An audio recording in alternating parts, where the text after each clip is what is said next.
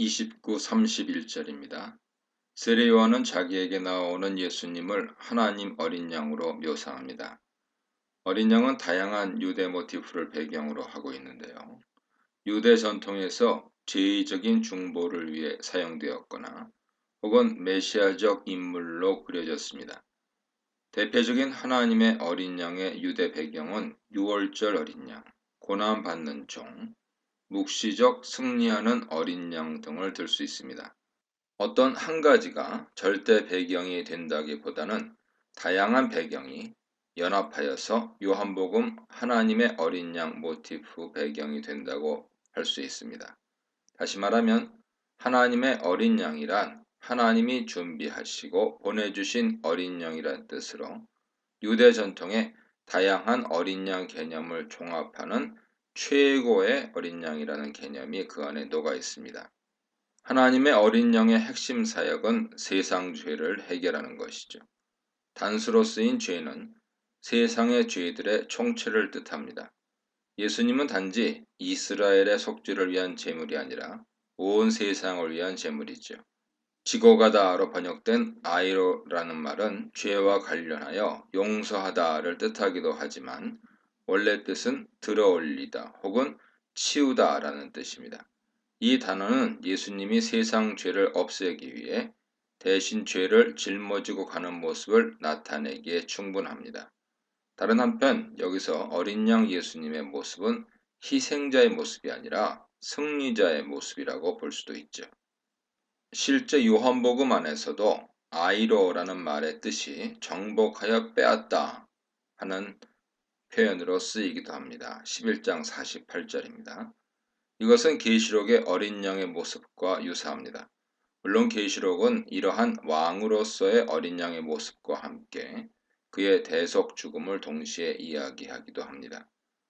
따라서 우리는 요한복음의 어린 양 이미지는 이러한 속죄 제물로서의 모습과 영광스러운 왕의 모습이 같이 있다고 보아야 합니다. 30절은 15절 내용의 반복이죠. 15절에서 언급된 선지하신 하나님의 아들로서의 예수님, 그분이 곧 하나님의 어린 양이라는 뜻입니다. 영원하신 하나님의 아들은 다른 무엇보다 세상 죄를 해결하기 위해 이 땅에 오셨습니다. 15절을 문맥에서 해석하면 영원하신 하나님의 아들이 하나님의 은혜를 드러내기 위해서 세상에 오셨다는 뜻이 되죠. 이제 30절을 문맥에서 해석하면 영원하신 하나님의 아들은 죄를 용서하시기 위해 세상에 오신 것이 됩니다. 영원하신 하나님의 아들이 성육신하신 목적이 두 가지로 집약됩니다. 하나님의 은혜의 계시, 그리고 사람들을 위한 속죄죠. 한편 요한 세례의 최종 목적은 사람들을 회개하게 하는 것을 넘어 하나님의 아들을 이스라엘에게 나타내는 것입니다. 메시아적인 인물이 성령 충만하며 성령으로 세례를 베풀 것이라는 사실은 이미 구약에 등장했습니다. 하나님이 다윗 자손에게 그의 종에게 성령을 부을 것이라는 예언이 예수님 안에서 성취됩니다. 이사야 11장 1절 이하 42장 1절 보세요. 마지막 날에 하나님이 그의 백성들에게 성령을 부어 주실 것인데 요한복음은 이 예언이 메시아이신 예수님을 통해 성취될 것을 말하고 있습니다. 32, 34절입니다. 33절은 요한이 자신의 의지대로 세례 사역을 한 것이 아님을 나타냅니다. 요한은 자신이 세례를 주기 위해 보냄받았다는 것을 표명하죠. 요한복음에서 하나님의 사역자는 보냄받은 이로 묘사됩니다. 예수님은 하나님께로부터 보냄받으셨습니다. 제자들은 예수님께로부터 보냄받았습니다. 따라서 세례를 위해 보냄받은 요한의 사역은 예수 그리스도의 구속 사역과 맥을 같이 한다는 것을 알 수 있죠. 요한은 그리스도 사역을 준비하고 교회는 그리스도 사역을 계승합니다. 그러나 다른 한편 교회는 요한처럼 그리스도의 길을 준비하는 사역을 하기도 합니다. 사람들의 높아진 마음을 낮추고 낮아진 마음을 메꾸어 예수님의 복음이 그들에게 임하도록 해야 합니다. 성령 안에서 사랑과 나눔으로 그들의 마음이 부드럽게 되도록 해야 합니다. 진리를 통해 그들이 진정 회개하고 주님께 돌아오도록 힘써야 합니다. 세례 요한은 예수님을 하나님의 아들이라고 합니다. 요한복음 서문부터 계속해서 예수님의 신성이 강조되어 왔고 요한복음 전체 주제도 예수님의 메시아 정체성, 하나님 아들로서의 신성을 연결시키죠. 따라서 세례 요한의 증언은 예수님을 하나님의 아들로 묘사하는 요한복음 전체 주제를 강화해 줍니다. 이 단락에서 세례 요한은 아주 중요한 두 개의 기독론 타이틀을 통해 예수님 정체성을 드러냅니다. 하나님의 어린 양, 하나님의 아들이 그것입니다. 35, 42절입니다. 세례 요한의 제자 두 사람이 등장합니다. 한 사람 이름은 안드레이고 다른 한 사람은 무명입니다.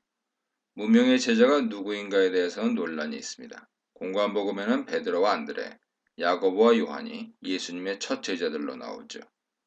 요한복음 이 장면에서 베드로와 안드레 그리고 무명의 제자가 등장하기 때문에 이 무명의 제자는 예수님의 사랑하시는 제자로 묘사된 요한일 가능성이 없지 않습니다.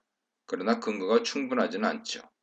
요한복음 저자로서 요한이 자기 이름을 익명으로 처리할 수도 있지만 왜 다른 곳에서는 예수님의 사랑하시는 제자라고 하면서 여기서는 단지 익명 처리했는지 이유가 확실하지 않습니다. 본문에 나오는 두 제자는 요한으로부터 예수님을 어린 양으로 소개받고 예수님을 따르고 예수님과 함께 머뭅니다. 이후 안드레는 그의 형제 베드로에게 예수님을 메시아로 소개하죠. 따르다 하는 것과 거하다 하는 것은 이중 의미가 있습니다. 문자적으로 예수님을 따라가는 것, 그리고 예수님과 함께 거하는, 머무는 것일 수도 있습니다. 그러나 이 두 동사는 요한복음에서 제자도를 의미하는 말로 자주 사용됩니다. 예수님의 제자는 예수님을 따르는 자로 표현되죠. 예수님의 제자는 예수님 말씀 안에, 사랑 안에 머물며 그의 사랑을 드러내는 자입니다.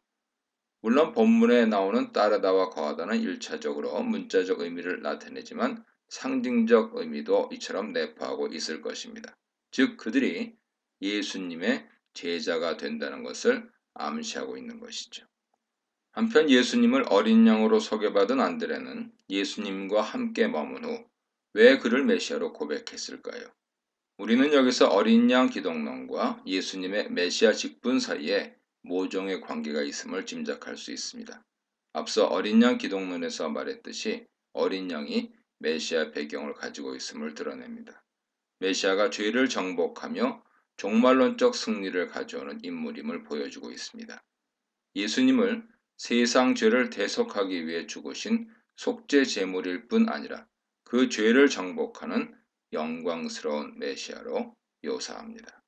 이 문단에서는 세례 요한의 증거, 두 제자의 따름, 안드레의 증거에 대해 묵상해 보시기 바랍니다.